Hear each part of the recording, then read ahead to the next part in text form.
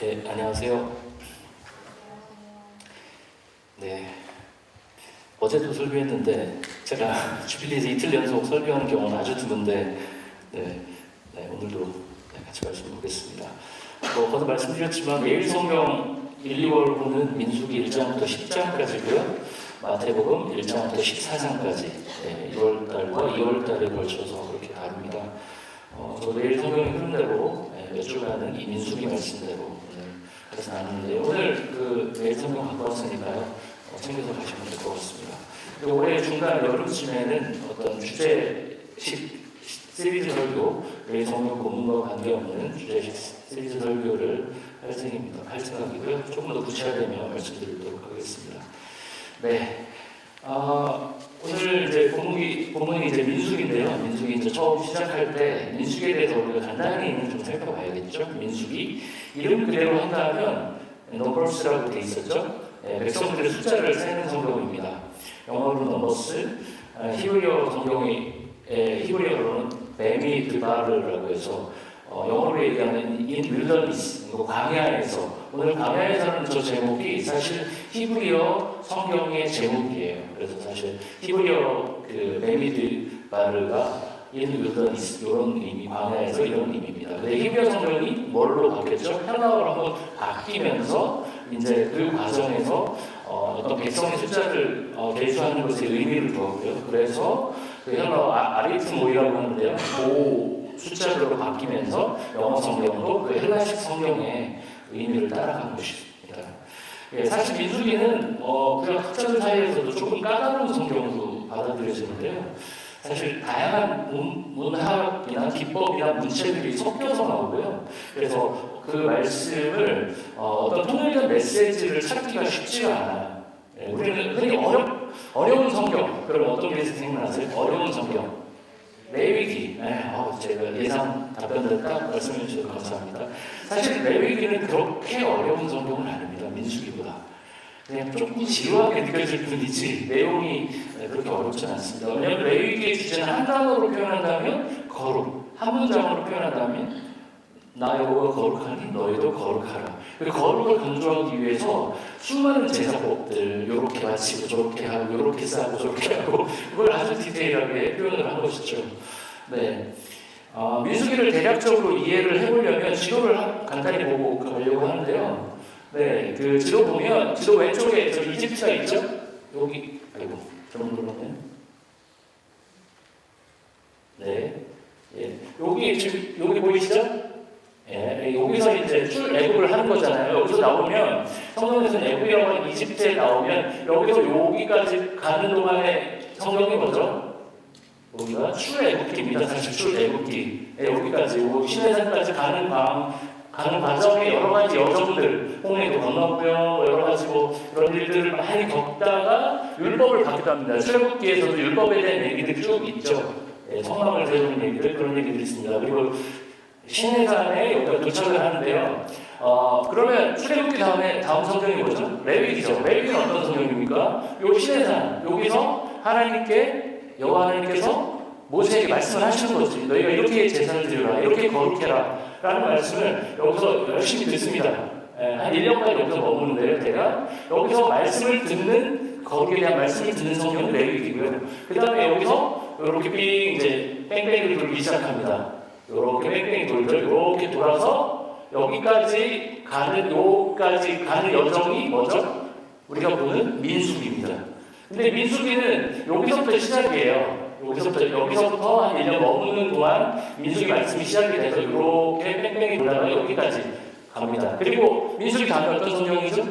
신명기는 여기 모압 평지에서 모세가 여기서 죽잖아요. 근데 사실 여리고 가나안 땅에 간다는 건 여기서 가나안 요단강을 건너야 이제 가나안이잖아요. 요단강을 건너야지. 근데 모세와 아론은 어떻게 되나요? 못 들어오고 죽죠. 여기서 죽습니다. 이 모압 평지에서 마지막으로 유언과 같은 설교를 남기죠, 모세가. 그게 어떤 성경이죠? 신명기입니다. 아주 간단합니다. 출애굽기 여기, 민수기는 여기서 뺑뺑이를 돌다가 여기서 여기까지 가는 이야기. 그 다음에 신명기는 여기 여기서 이제 마지막 설교 유언처럼 남기는 거고요. 레위기는 이 시내산에서 하나님께서 제사, 거룩에 대한 얘기들을 쭉 하고 계신 거죠. 그런 측면에서 이 민수기도 조금 분석해서 간단하게 보면, 민수기를 보면 민수기 1장부터 10장까지는, 그러니까 이번 우리가 1장부터 10장까지만 다루잖아요. 그 얘기는 여기서 시내산에서만 벌어집니다. 여기서 이제 어떤 백성을 계수하고요, 여러 가지 출발하기 위한 준비를 합니다. 여기서 1년 동안 준비 과정을 거치다가 이제는 여기 땅 하면서 가나안 땅을 향해 가는 거죠. 네, 그렇습니다. 그리고 10장까지가 열심히 산 배경이라면 11장부터 21장까지는 요 가데스 바네아, 여기에서의 여정이 주로 11장부터 21장, 21장부터 나머지까지가 여기까지가 민수기의 내용입니다. 그렇게 보시면 될 것 같아요. 세 군데로 쪼개서 보면 될 것 같습니다. 그래서 이번 저희가 다루게 될 민수기는 여기 시내산에서 하나님께 받은 말씀이다라고 생각을 하시면 될 것 같아요. 예, 그러면 오늘 본문으로 한번 들어가 보면 1절 간단하게 보겠습니다. 당시의 시간적 배경에 대해서 얘기를 하고 있죠. 네. 이스라엘 자손이 이집트에서 나온 지 2년이 되던 해 둘째 날, 첫째 날이라고 표현하고 있어요. 네. 그리고 시내 광야 회막에서 여호와께서 말씀하셨다고 합니다. 그리고 2절부터 4절까지는 오늘 무슨 얘기예요? 전투에 참여할 인원을 계산해라, 계수하라라고 얘기하고 있어요. 하나님께서는 20세 이상의 싸움에 나갈 만한 모든 사람을 그 진영별로 계수하되 각 지파와 조상의 가문에 따라 그 명수대로 이렇게 계산을 하라고 얘기를 하고 있습니다.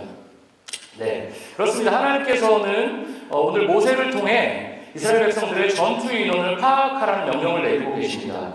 아까 여기 지도를 보면 알 수 있듯이 이 당시 배경을 보면 출애굽 이후 이스라엘 백성들은 1년 동안 여기 시내산에서 머물다가 가나안 땅을 향해 이제 출발하는 중이었습니다. 출발하기 전에 여기서 준비를 하는 시간이었습니다. 네. 그 무지막지한 애굽의 군대를 피해서 나왔죠. 시내산까지 왔어요. 그리고 어떤 율법을 받았어요. 우리가 준비가 됐다. 그런 생각을 했을 겁니다.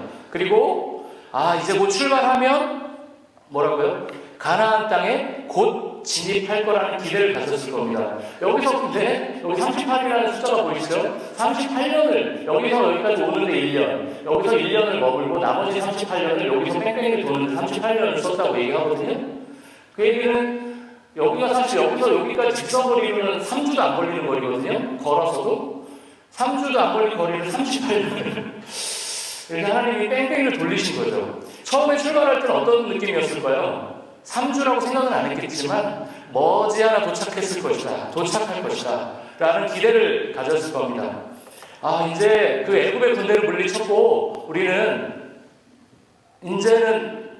우리는 살 수 있어, 가나안 땅을 갈 수 있어, 그런 기대를 갖고 들어갔을 겁니다. 그리고 가나안 땅에 들어가면 어떤 일이 있죠? 가나안에 있는 원주민들이 있기 때문에 그 사람들과의 전쟁이 불가피하기 때문에 오늘 어떻게 하죠? 전쟁 인원을 계산하고 있는 겁니다. 요렇게 나눠서 싸우고 요렇게 싸우고 그렇게 하고 있는 겁니다. 이스라엘 백성들은 머지않아 가나안 땅에 들어갈 것이라고 믿었기 때문에 이 본문 자체는 굉장히 희망찬 분위기. 이제 우리 젖과 꿀이 흐르는 가나안 땅으로 들어갈 수 있어 라고 하면서 그런 희망찬 분위기 속에서 갔을 겁니다. 그러나 그들은 자신들이 민수기 속의 백성이라는 사실을 그들은 스스로 몰랐던 것 같습니다. 민수기의 원래 제목을 제가 히브리어 제목을 뭐라고 그랬죠? In wilderness, 광야에서라고 그랬죠. 광야. 출애굽 시대의 광야. 제가 예전에 마가복음 설교할 때 광야에서부터 이런 표현을 썼잖아요. 그때 광야를 말씀드렸는데 광야는 하나님의 구원이 시작되는 곳이라고 제가 설명을 드렸었어요. 네, 맞습니다. 그런데 사실 이 출애굽 시대의 광야는 거기에 조금 추가적인 의미가 필요합니다. 기본적으로 출애굽 시대의 광야는 어떤 곳이었죠? 하나님께서 구름 기둥과 불 기둥으로 보호하시던 곳이었습니다. 없는 인도하심을 상징하는 곳이었습니다. 그리고 하나님의 구원이 임하는 곳이었습니다. 광야는 사실 먹을 게 마땅치 않은, 먹을 게 없는 공간이었습니다. 우리가 먹을 거 싸져가지고 캠핑을 한 게 아닙니다. 이들은 정말 그때그때 뭘 먹을까를 매일매일 내 아이가 굶주리는데 내일 뭘 먹이지? 라고 걱정할 수밖에 없는 땅이었습니다. 그런데 어떻게 됐죠? 만나와 메추라기로 하나님은 선하게 먹이셨습니다. 그들에게 광야는 위험한 공간이 아니라 안전한 공간이었습니다. 충분히 먹을 수 있는 공간이었습니다. 출애굽 시대의 이스라엘 백성들에게 광야는 하나님이 보호하시는 구원의 공간이었습니다. 그러나 광야는 구원의 공간이면서도 또한 어떤 공간이냐면 불순종의 공간이기도 했습니다. 민수기를 읽어보면 어떻게 인간이 이럴 수 있지 싶을 정도로 이렇게 예수님 하나님을 믿었다가 배신했다 이 과정이 너무 자주 반복되거든요.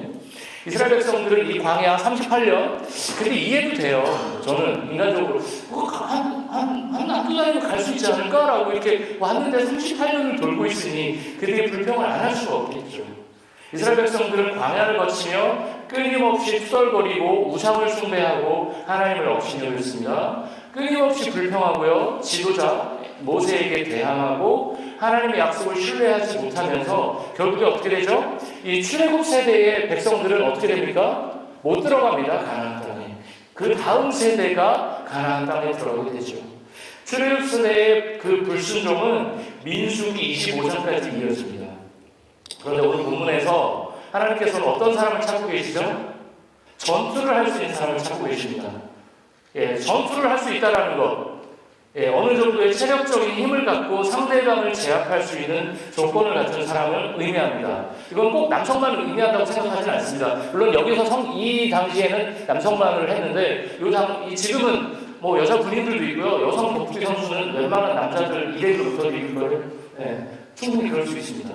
남자만을 얘기하는 것은 아닙니다. 충분히 체력적인 힘을 갖고 상대방을 제압할 수 있는 조건을 갖춘 사람일 겁니다. 저희 딸 4살짜리 딸 유아가 있잖아요. 그 친구에게 너 전투에 참여하자 이렇게 얘기하는 사람은 없을 겁니다. 자기 숟가락 들고 자기가 밥만 열심히 먹어도 땡큐 이렇게 얘기해 줄 거예요. 오늘 본문에서 하나님께서는 전투에 참여할 사람의 숫자를 세면서 광야를 헤쳐나가는 길에서 그리고 가나안 이민족들과의 전투에 앞서 싸울 사람들을 찾고 계십니다.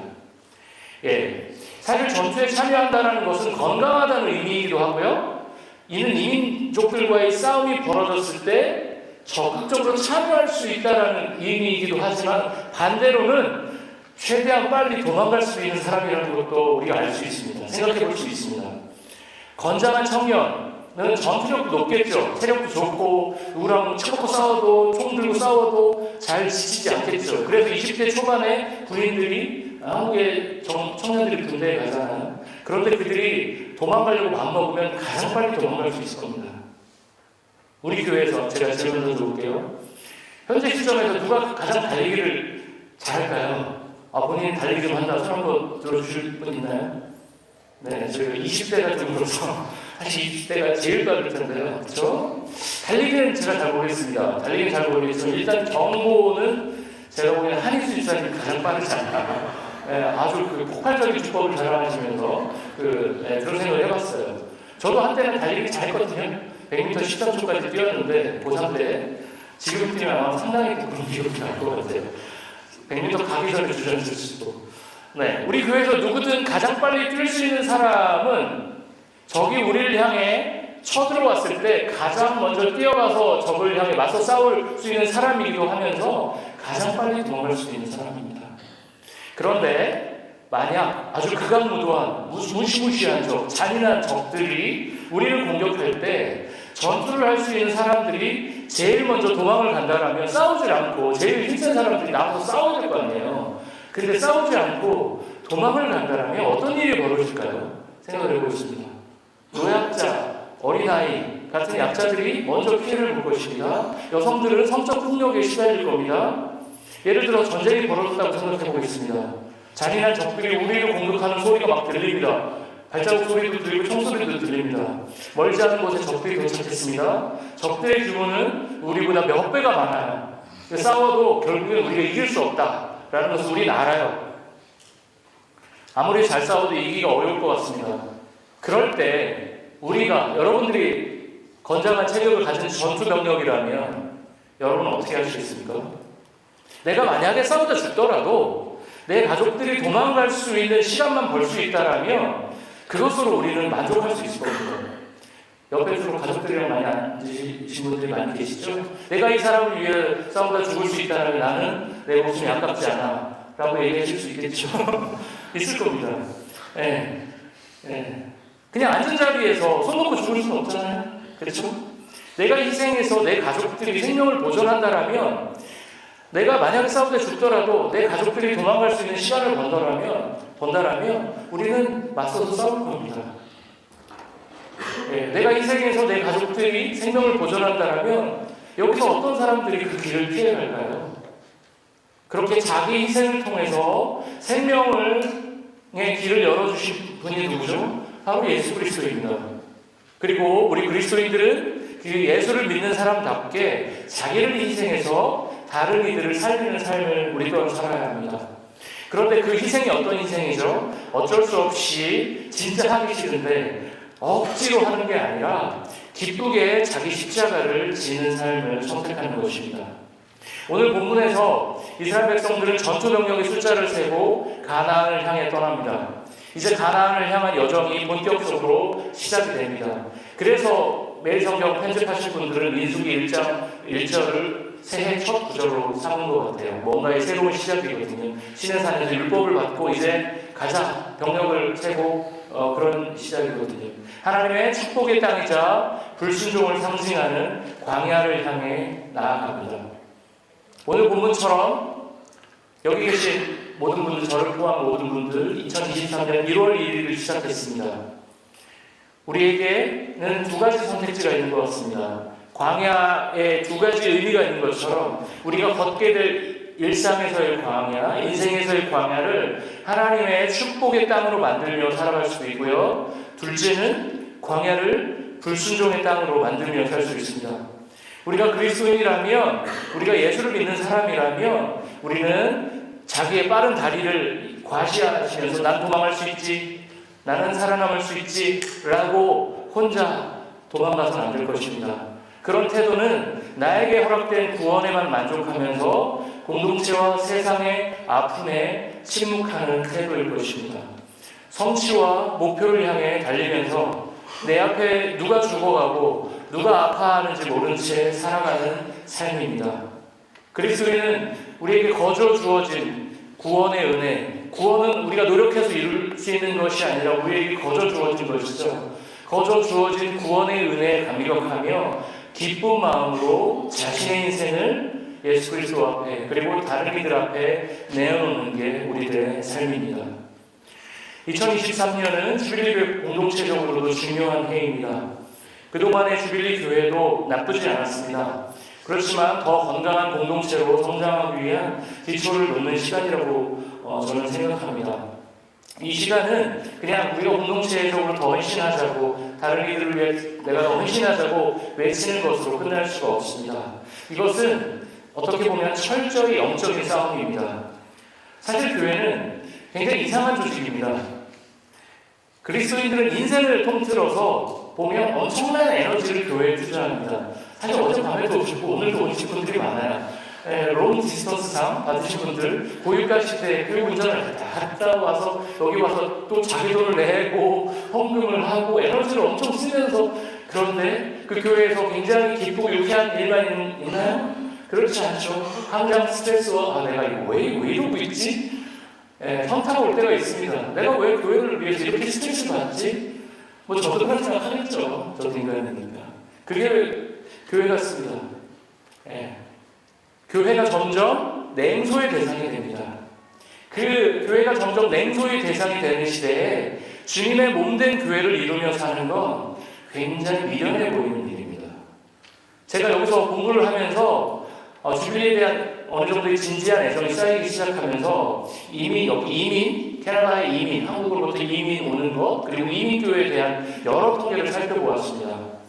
그리고 북미의 이민교회는 점점 약해질 수밖에 없다는 결론을 내렸습니다. 왜 그럴까요? 이민교회는 이민자가 줄어들면 점차 약해지는 건 어쩔 수 없는 사실이거든요. 여러분도 잘 아시겠지만 캐나다의 경우는 한국으로부터의 신규 이민자보다 역이민의 비율이 더 높습니다.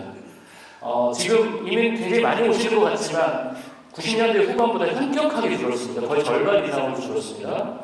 예, 그래서 제가 이민교회 담임 목회자가 됐다고 했을 때 한국에서 저를 알던 사람들의 반응이 이민교회에 비전이 있어? 라고 저한테 친한 친구들은 그런 얘기들을 실제로 던지기도 했었습니다. 대놓고 얘기는 안 하고 저한테 조심스럽게 힘들기만 하고 열매도 많지 않고 그런데 그 길을 네가 굳이 가려고 하는 이유를 나는 잘 모르겠다라고 그럼 그분 입장에 저를 아껴주는 마음으로 해주신 얘기죠. 네, 사실 이민교회뿐만 아니라 이 시대에 교회를 이루며 살아간다는 것, 주님의 몸된 교회를 이루며 산다는 것은 굉장히 미련해 보이는 일입니다. 시간 쓰죠, 에너지 쓰죠, 돈 쓰죠, 스트레스 받죠. 정말 답이 안 나오는 일입니다. 그러나 우리는 치열한 영적 싸움을 통해 제가 목회를 시작하면서 이건 치열한 영적 싸움입니다. 제가 영적 분별력, 영적 모든 걸 영적으로 보는 걸 별로 안 좋아했는데요. 목회를 해보니 이건 치열한 영적 싸움이었습니다. 주님의 몸된 교회를 이루며 살아가는 것은 치열한 영적 싸움을 통해 몸과 마음이 너덜너덜해지더라도 주님 오시는 그날까지 한 사람 한 사람이 보내심 받은 교회에, 보내심 받은 곳에서, 직장에서, 가정에서 교회로 살아가는 것, 그리고 그 사람이 이 지역교회로 모여서 주님의 몸된 교회를 이루며 살아가는 것, 그 각 개 교회들이 큰 그림 안에서 주님이 주신 그 공교회라는 그림 안에서 하나님 나라를 이루어가는 것, 이것이 우리가 이루어야 될 사명입니다. 하나님께서는 오늘 본문을 통해 이제 제가 설교를 이제 마무리하려고 하는데요. 오늘 본문을 통해 전투에 참여할 인원의 숫자를 세셨습니다. 광야를 헤쳐나갈, 그리고 가나안에서 이민족과 싸울 군사들을 찾고 계셨습니다. 그로부터 수천 년이 흐른 지금 하나님께서는 여전히 하나님의 사람들을 찾고 계십니다. 굳이 그렇게 살지 않아도 되는데 미련해 보이는 진리의 길을 위해 자신의 목숨까지 던지는 영적인 군사들을 지금도 찾고 계십니다. 저는 그 싸움에 제가 맨 앞에 서려고 제가 담임 목회자가 된 거고요. 함께 그렇게 주님의 군사로 살아가는 여러분이 되자고 제가 여러분들께 지금 손을 내밀고 있습니다. 그렇게 주님의 몸된 교회를 이루며 다른 이들을 위해, 주님을 위해 자신의 목숨을 희생하며 살아가는 저와 여러분 되시기를 주님 앞에 소망합니다. 말씀을 마치도록 하겠습니다.